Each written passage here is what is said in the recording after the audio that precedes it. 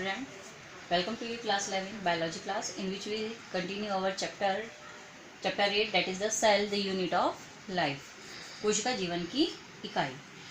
Today our topic is endomembrane system, अंतः झिल्लिका तंत्र. It has those organs which are interconnected functionally with each other. इसमें वो अंग आते हैं जो कोशिका में उपस्थित होते हैं और एक दूसरे के साथ कार्यों में एक दूसरे के समान होते हैं. Just like Golgi body, endoplasmic reticulum, lysosome and vacuoles. Endoplasmic reticulum यानी अंतःप्रद्रव्य जालिका, लाइसोसोम्स या लयन काय भी बोलते हैं जिन्हें, और वैक्यूल्स यानी कि रसधानी, और गोल्जी काय एपरेटस यानी कि गोल्जी कॉय. Now we discuss one to one these organs. Now we discuss about first one, that is the endoplasmic reticulum.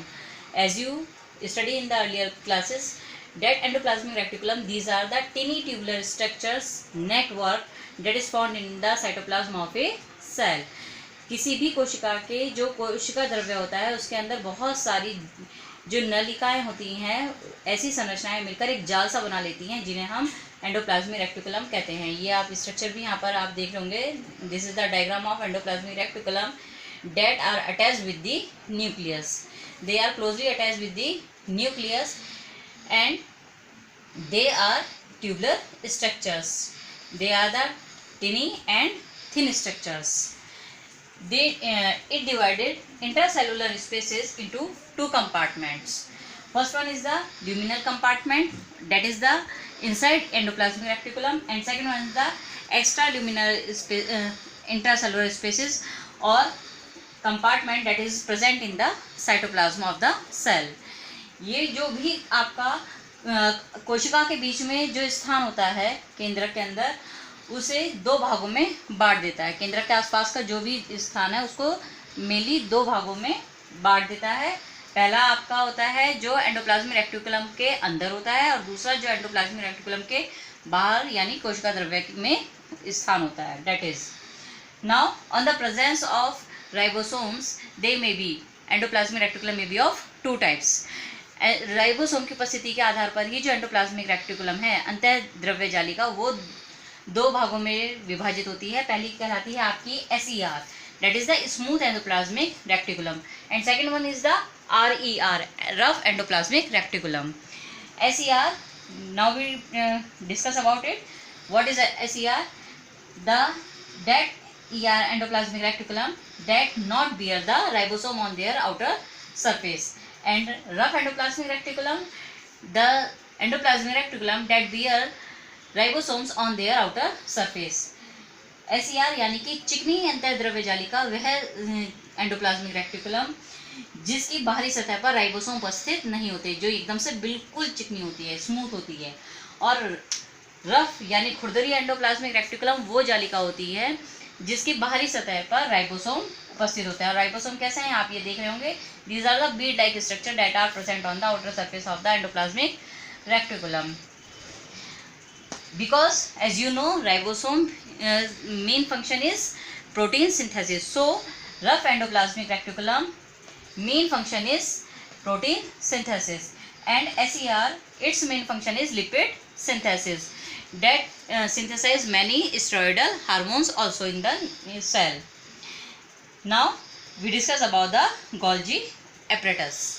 Golgi काय क्या होता है. It is discovered by, as you know, it is discovered by the scientist Camillo Golgi in 1898. जो Camillo Golgi नामक वैज्ञानिक थे, उन्होंने ही सबसे पहले इस स्ट्रक्चर को सेल के अंदर डिस्कवर किया था. और after that this discovery the organ is name on the name of the scientist, that is the Golgi apparatus.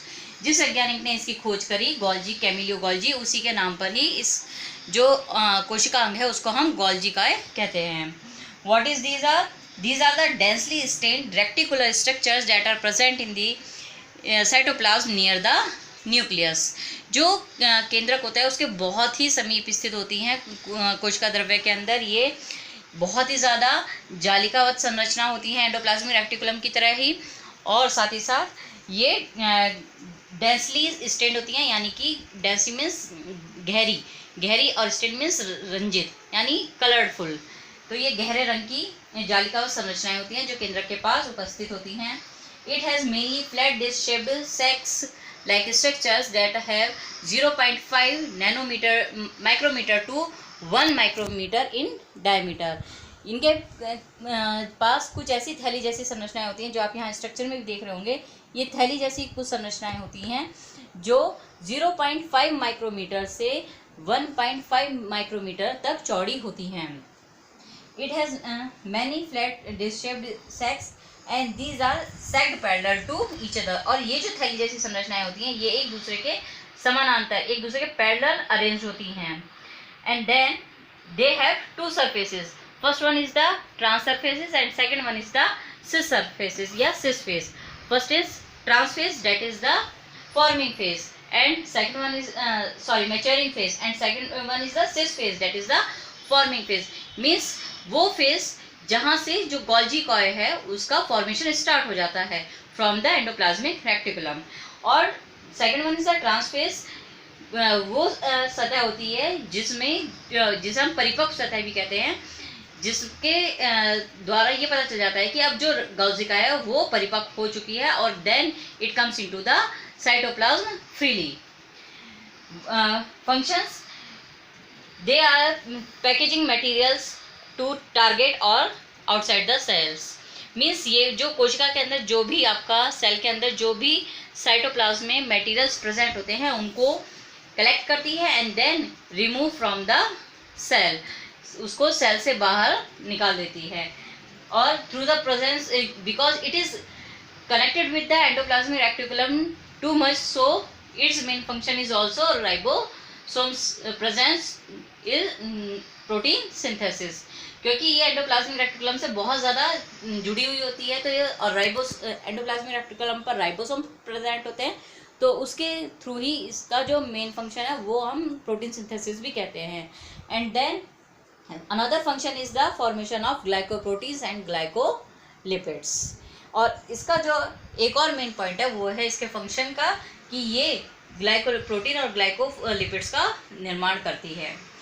These are your two structures or two organs of the cell, that is the endoplasmic reticulum and Golgi coil.